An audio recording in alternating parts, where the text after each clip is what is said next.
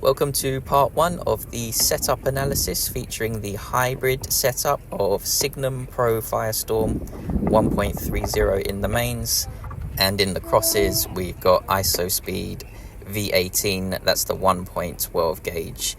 So I'll do the usual, I'll go through some of the negatives, some of the positives, and then maybe look at some ways we can further improve the setup. So I'm going to start off with the negative first, and it is that the setup struggles against incoming pace. So for example, against flat serves or hard hitting ground strokes, the setup doesn't excel. In fact, that's the type of shot that exposes the weakness of these strings alongside the racket, which is the head Metallix 2.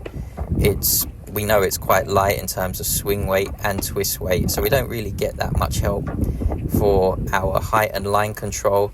And while I was looking to improve the length control with the new crosses, the issues that we were facing before in terms of not so good height and line control, they get exposed even more, especially when the surface is a little bit quicker and we're facing pace in the first place.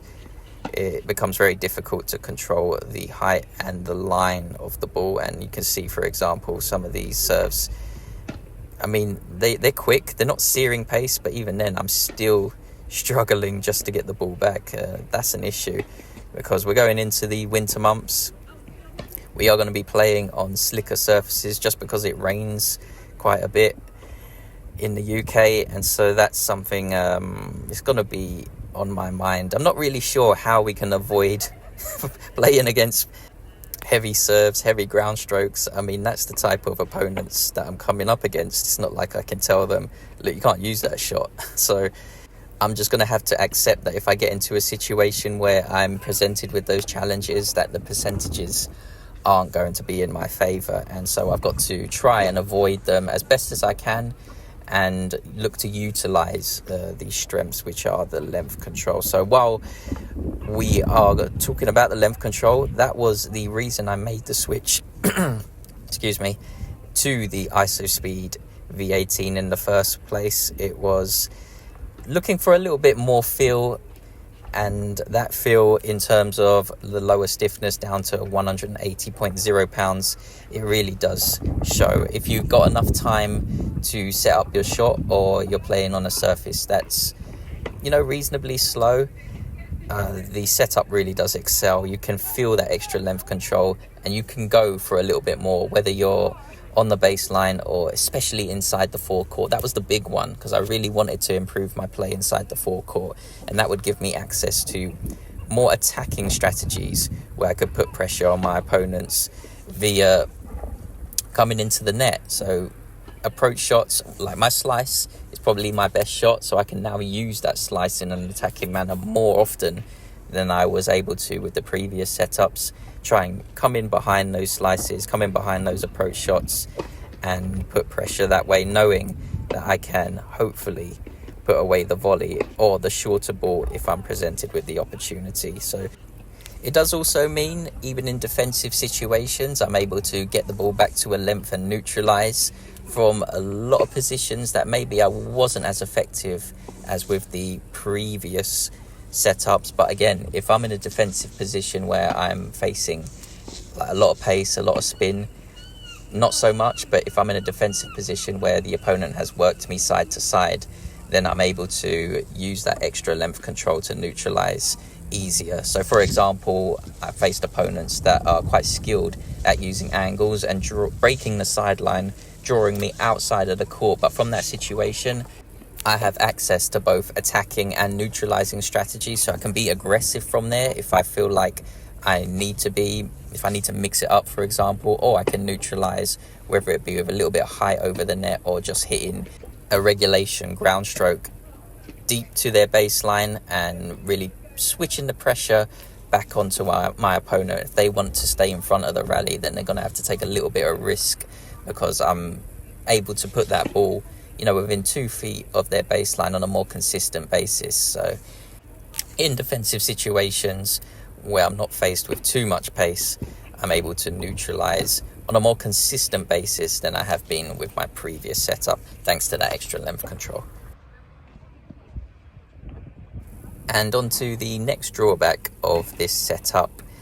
I thought the second serve wasn't as heavy as it has been from previous setups, and when you go down in stiffness you tend to have less pace, which you get more length control, but you get less spin as well, and it does, at least in my case, I did feel it. I wasn't able to impart the amount of kick or movement through the air that I'm used to, and that does create a little bit of pressure. I mean, I felt like I needed to go for more on the second serve.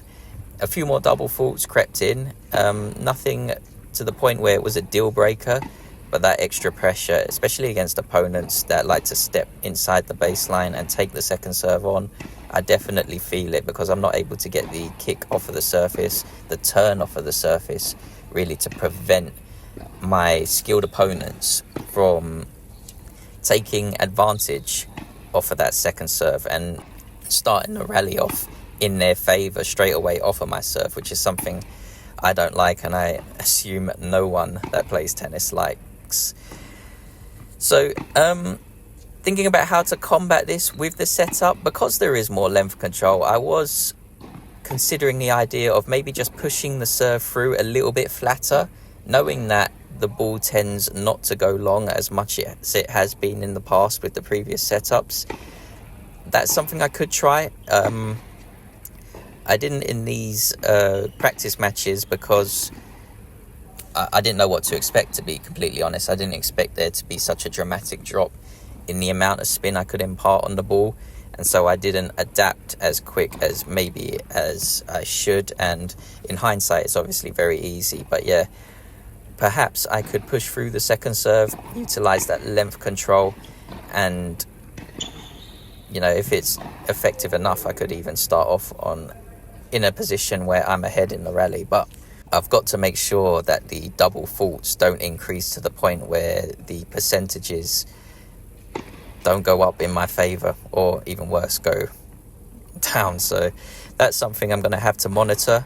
But yeah, the second serve, not as heavy as I'd like in terms of spin and turn off of the surface.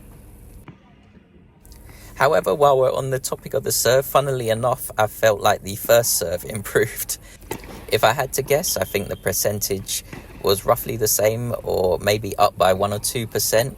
But more importantly than that, well, I don't know, but importantly, I was getting 3 points off of my first serve because I was able to place the ball reasonably well, especially the out wide serve on the juice side.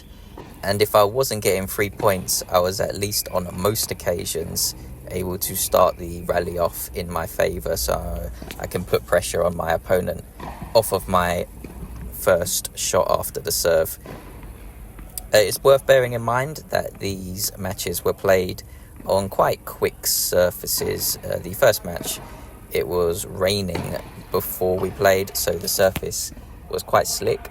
If I got the first serve in, obviously the flat serve is going to skid through, the slice serve is going to skid through, and I'm going to get a few more 3 points that way. And if I don't get a 3 point, then I'm going to get a few more opportunities where I can attack off on my first shot after the serve. And the match that you can see here was indoors, so that helps as well. Although indoors the ball does tend to travel a little bit further, so that tends to weigh on the length control, but the Isospeed string really does get the best out of this racket. The length wasn't too much of an issue. I was able to control it and get some 3 points from my first serve that way. And that's going to be part 1 of this setup analysis for the Signum Pro Firestorm in the mains and the Isospeed v18 1.12 in the crosses. So a quick recap: the positives were that the length control went up a level, the feel went up a level. It was excellent, really. And on top of that, we got comfort, although I haven't really faced any wrist or arm issues, etc.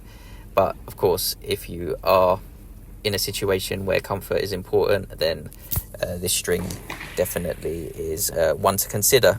And also the first serve, the flat serve and the slice serve was quite effective. I was getting a few more 3 points than I'm used to, and the percentage, the first serve percentage, I felt was roughly the same as it has been with previous setups, if not a tiny bit higher. So I'm happy with the progress on the first serve.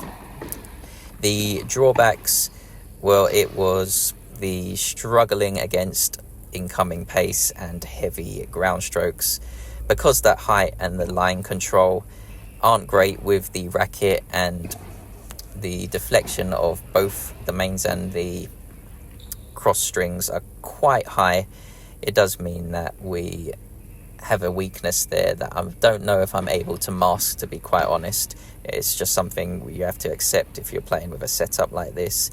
And also the second serve did not have as much spin as I would like, so I wasn't getting as much turn or movement through the air, turn off of the surface, and that invites a little bit of pressure. So something to consider. I do have the part 2 of this setup analysis before I decide on any changes, but yeah, like I said, I am thinking about trying to push through that second serve a little bit more and take advantage of the extra length control from the Isospeed string. We'll see what happens. If it does turn out to be a good addition to my repertoire, then of course I'll report it to everyone. But yeah, those are the benefits and the drawbacks, and that is the end of this setup analysis. So I want to thank everyone for watching and listening. I do appreciate it. If you found it interesting, it might be worth watching some of the other content on this channel and staying tuned for part 2 that's coming out soon. So hopefully I'll see you all there, and until then, everyone, take care.